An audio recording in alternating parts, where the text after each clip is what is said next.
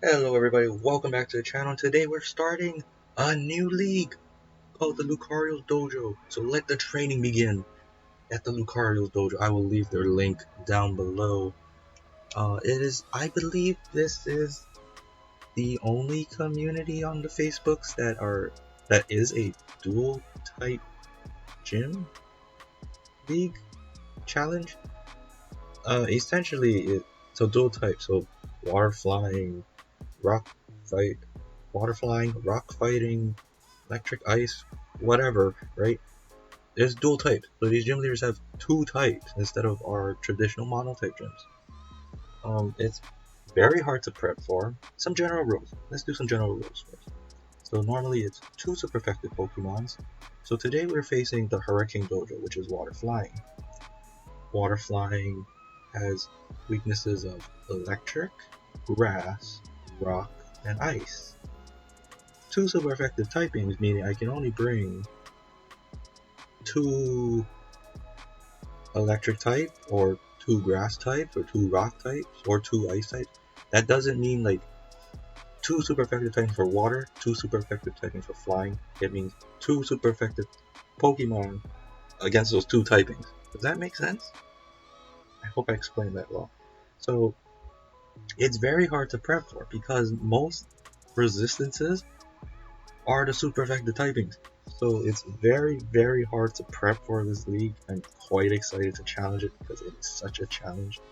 Kudos to them for making a tough challenge. And I love a challenge. I think you learn more from losing than winning, if that makes sense, because you're like, oh, this is sort of new. I think this is fine. And then if you lose, then it's like, oh, you see some little kinks in your armor and you improve. It's the beauty that comes out of the destruction of losing, so to speak. Let's see, gym leaders have choice of single or double battles. They have choice of Dynamax or no Dynamax. No dupe items, no dupe Pokemon, and there's no legendaries, Ultra Beasts, or mythicals. So it's essentially your common everyday Pokemon, and it's fair game across the board. As long as you follow the rules, you're fine. I believe that's all the rules. I believe that's all the rules. And so today, again, we're against a Hurricane Dojo, water flying. The gym leader selected doubles, so we are doing a doubles battle today. And as I also mentioned last time, I got a capture card. I have a Switch for Sword and Shield. What does that mean? Well, now I can bring you the videos from the Switch onto the channel. So those will be fun. I have some very interesting battles that you'll love to see. I hope you enjoy them. I enjoyed them. My heart was pounding during these battles, but they're so freaking hard. And yeah, I just really hope you enjoy. Before we begin, make sure you like, subscribe, and enjoy. Leave a comment down below. Leave your feedback. Be nice in the comments, please. So let's begin. As you can see, my team we have 3 new Pokemon making their debut, 2 returning veterans of the channel, and 1 making their second appearance to it.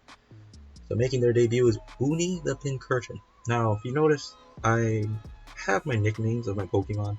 This is just to make it easier for y'all as the viewer, like, oh, who the heck is Uni? So like, I'm introducing it now, so that way it's not completely lost when you watch the battle and it's like, oh, who are these Pokemon, blah blah blah. So I'm just introducing them now, and yeah, that's just to make it easier for y'all to follow when we get to the battle. But Uni the Pincurchin, I love this Pokemon. It's one of the cutest Pokemons to me. It's like up there with Pyukumuku and Snom. Like, that's like the 3 cutest Pokemons I've ever seen. I just love it. It's a shame that it is what it is. I mean, you see its stats. I think it's ZU, but this is the inferior Tapu Koko. And I love this Pokemon. I love this Pokemon more than Tapu Koko. It hurts me to say it. But we're using Terrain Extender, Electric Surge, Pincurchin, and sure you see the partner for it. Right there. Let's see, Terrain Extender boost. It's like the weather rock, so it's like the smooth rock, the damp rock, the icy rock, the heat rock. It boosts the turns of terrain to 8 turns instead of 5. So I have 8 turns now of hopefully hard-hitting electric moves. And with the electric surge, of course, that is boosting it for 8 turns. And you see the Raichu there, and it's no secret what the strategy is. You know, rising voltage, surge surfer, whatever it may be. Movesets wise, we're using rising voltage for that 140 base power move in the terrain. Scald to handle ground types, even though most of them have like water absorb or storm drain, Quagsire and Gastrodon respectively. No, flip that.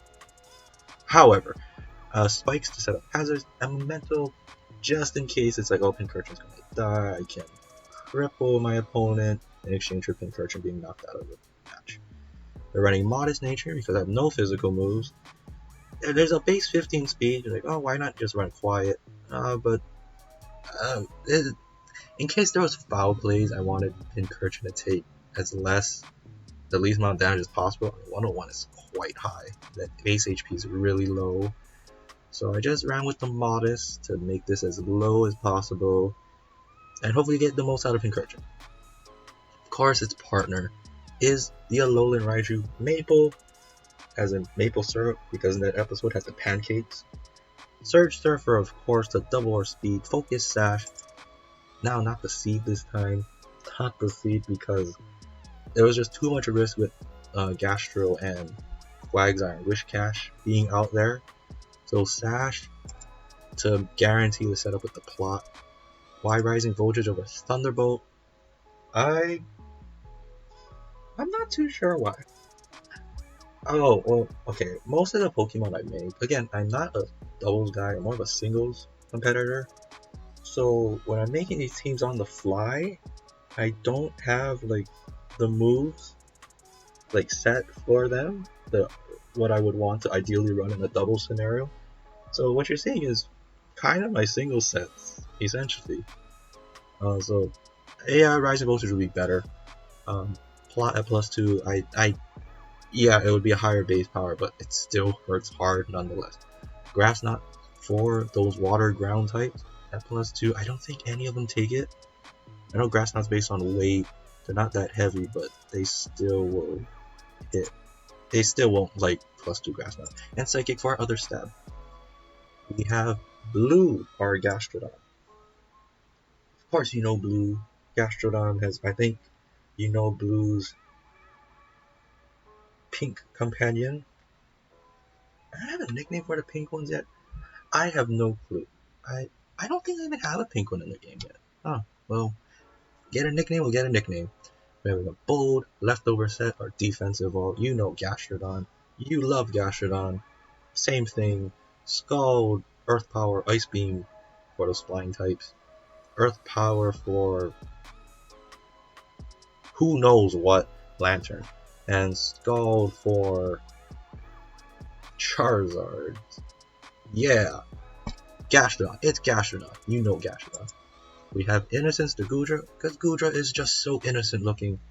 And because it's water flying, I'm expecting some rain, so I have the hydration on just to get cured of my status problems, make use of that rain. Assault Vest, of course, running our Quiet set today. Why our Quiet set? Because of Power Whip, Earthquake is not ideal. We have stuff like Ludicolo in a water scenario with rain, and this Goodra is specifically meant to take on Ludicolos quite well. There's no Sap Sipper, so we're not going to be dodging Giga Drains, but the Power Whip is there to handle the Lanterns, who are more specially defensive, and Quagsire, Gastro, and Wishcash. They all get hit really hard by Power Whips. Earthquake would have done less, so I figured let's target all of them at the same time. Thunderbolt is for those flying type, Dragon Pulse is main stab, and Sludge Wave is, I think, just for coverage, really. Next we have Amethyst, a Starmie making its debut Choice Spec set. It's called Thunderbolt, Ice Beam, perfect coverage, and Dazzling Gleam for those dark types, Scald for main stab. It's a standard Starmie set, I think.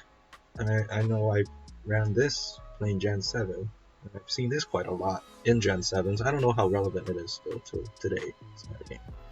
Last but not least, we have Nazca the Sigilith. It's a Magic Guard Life Orb offensive Sigilith, not those Cosmic Power, Store Power, annoying ones. This is just for the offensive. We have Psyshock and Air Slash. We're running Dual Stab.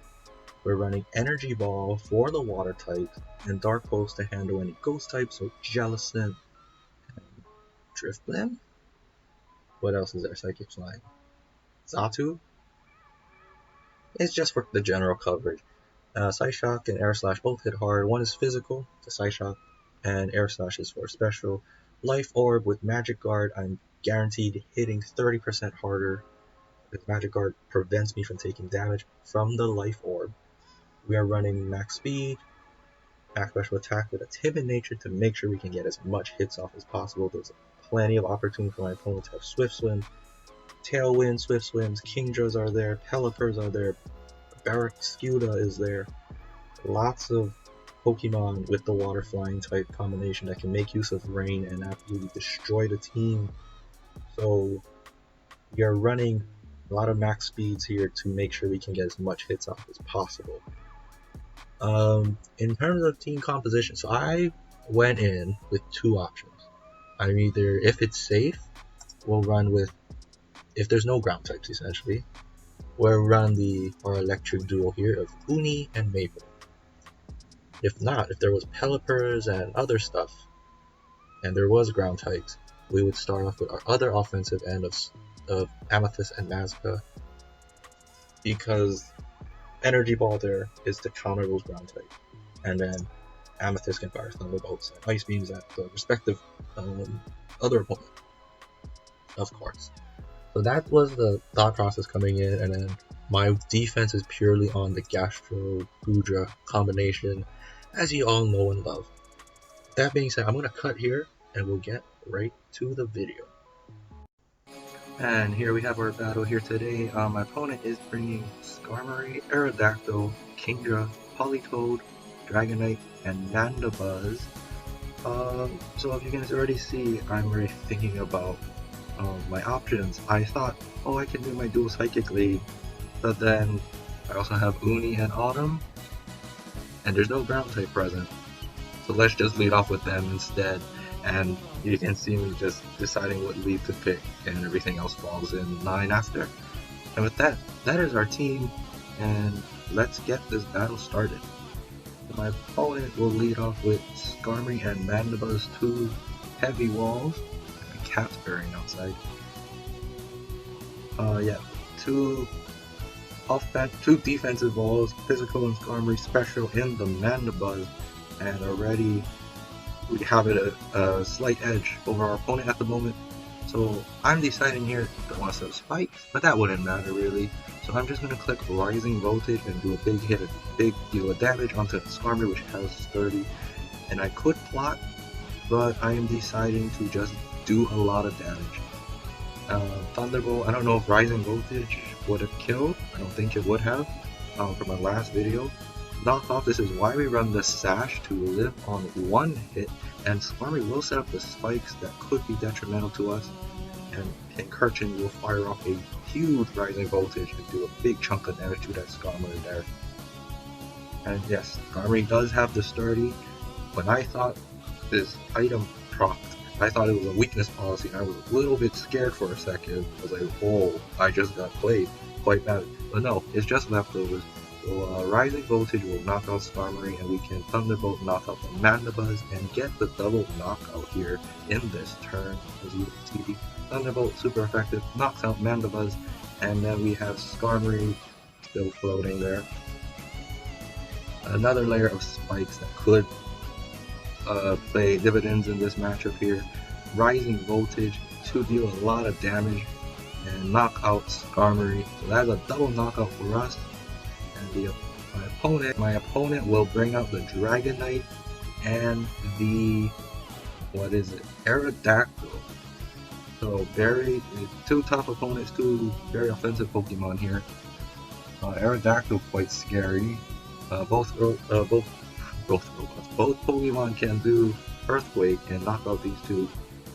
No problem. Here I was debating if I should just Memento the Dragonite and cripple it, but I just decided to go for the Rising Voltage and knock out the Aerodactyl, and then Thunderbolt to weaken the scale of the Dragonite, because Dragonite does have that multi-scale, meaning the first hit is only going to do 3/4 as much.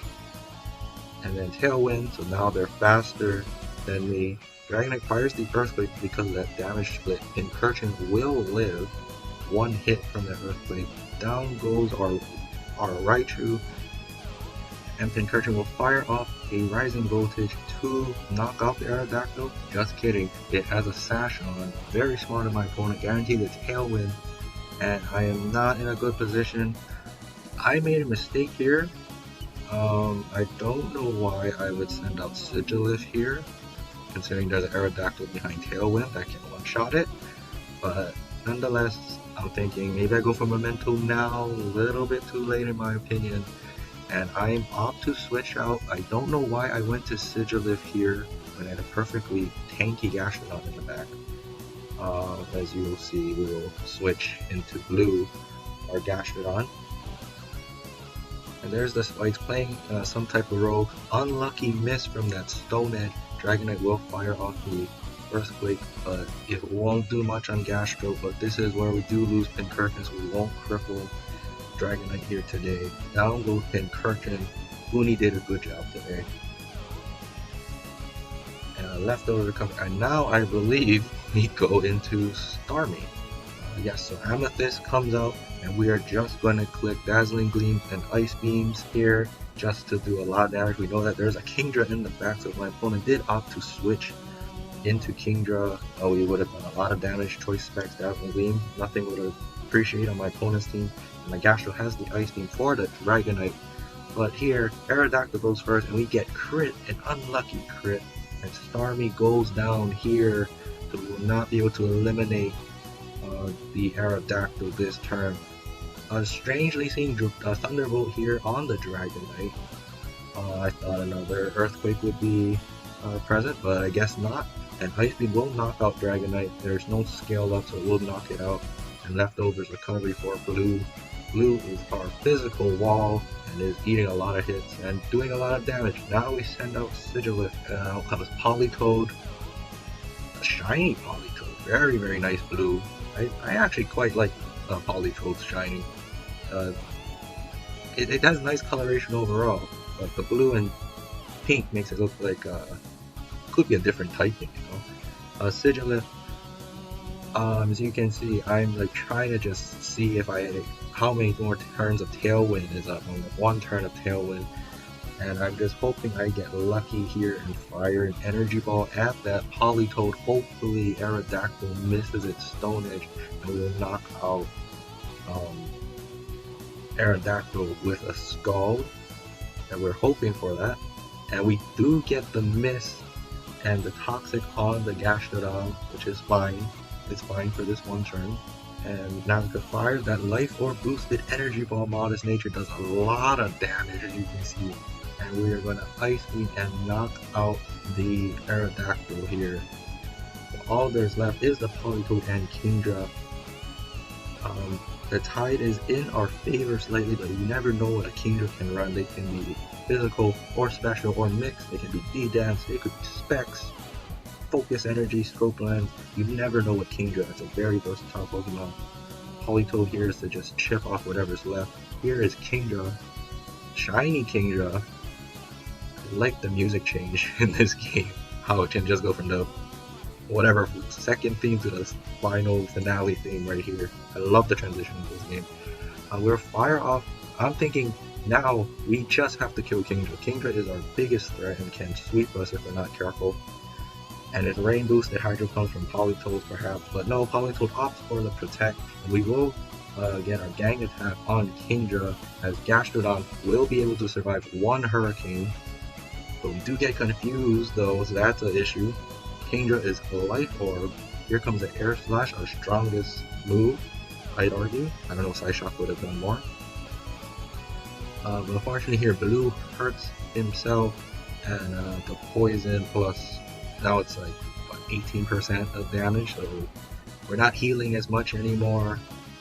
But we still have Nazca still being able to do a lot of damage on that Kingdra, and we're going to use Side Shock here and focus our attention on the Kingdra again, knowing that Kingdra is probably going to knock out Gastrodon here.